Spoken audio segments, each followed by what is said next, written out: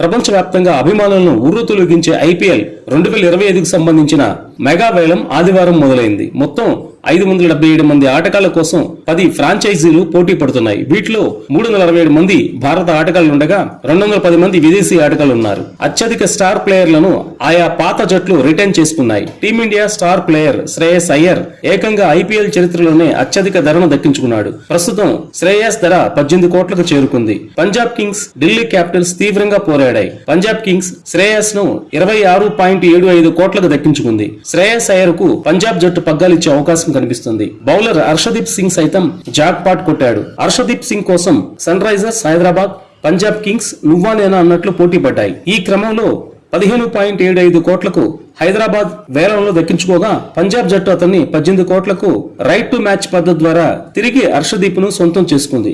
దీంతో హర్షదీప్ సింగ్ 18 కోట్లకు అమ్ముడుపోయి Jack pot కొట్టాడు.